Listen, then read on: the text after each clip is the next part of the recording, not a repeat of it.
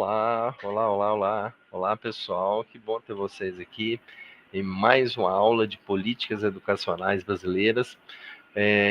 Eu tô, durante o semestre, eu vou fazer um monte de gravações, algumas gravações para a gente, não só ao vivo, como gravadas, né, como esta, para a gente ir conectando esses assuntos que trabalham com as políticas educacionais brasileiras.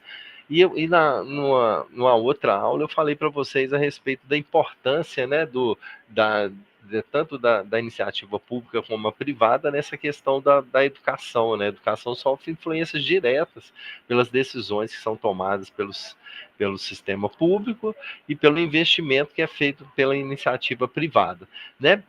Eu construí uns slides aqui só para a gente refletir um pouco, e eu peguei um tema que ele é um tema bem típico, né, da área pedagógica, né? Não só da área pedagógica, mas da área de todo o contexto da sociedade, né? Que é o neoliberalismo.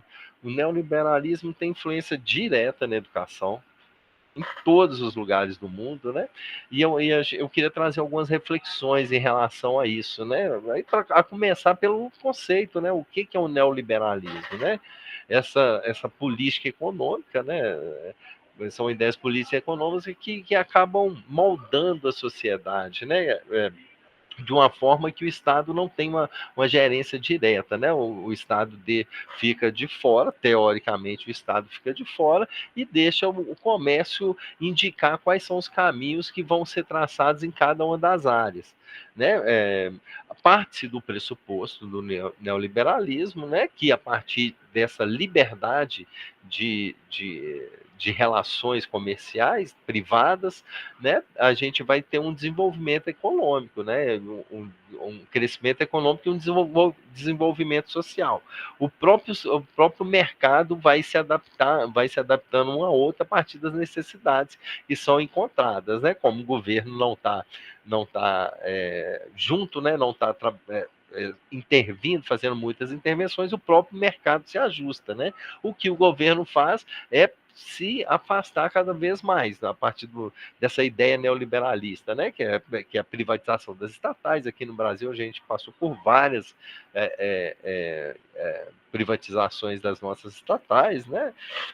As grandes estatais do Brasil, sejam independente do tamanho delas, onde que elas estão, né? Em qual esfera que estão, elas estão passando, vem passando nos últimos anos pela privatização. Outra coisa muito típica do liberalismo é abrir para as multinacionais, né, acreditando que nessa engenharia do próprio mercado se regular, a abertura de multinacionais ajuda no desenvolvimento da sociedade, né, ajuda no crescimento da sociedade, tudo isso em defesa do capitalismo. O capitalismo prega isso, o capitalismo prega que as empresas, a própria sociedade vai ditando culturalmente as regras do que é necessário para se desenvolver, e o capitalismo e as empresas vão se moldando a partir dos gostos da sociedade. E um gosto cultural que tem efeitos globais, né? Hoje, com as novas tecnologias, com, com as fronteiras mais ágeis para trocas de produtos e serviços comerciais, o neoliberalismo trabalha com essa ênfase na globalização, na visão geral do que acontece no mundo, né? Em alguns pontos, em outros não, né?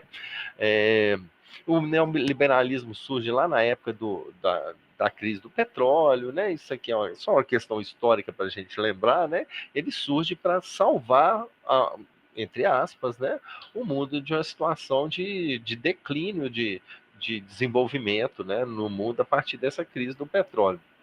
Que surgem essas ideias neoliberais.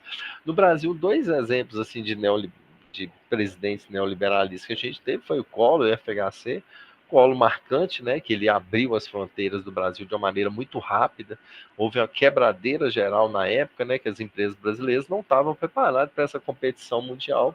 E o FHC que fez várias privatizações, Lula também fez várias privatizações, né? Então são governos brasileiros que estão atuando de maneira direta nessas lógicas do neoliberalismo, né? E na verdade pelos estudos que são feitos, o neoliberalismo traz algumas consequências negativas também, né? Pode ser que tenha consequências positivas e tem também consequências negativas, né?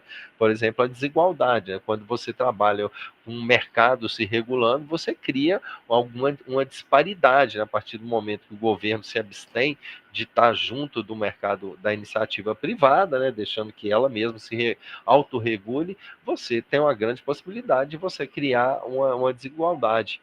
A outra questão é a economia instável, né? Se a gente pegar o caso do Brasil, a gente pode até conectar com a dependência internacional.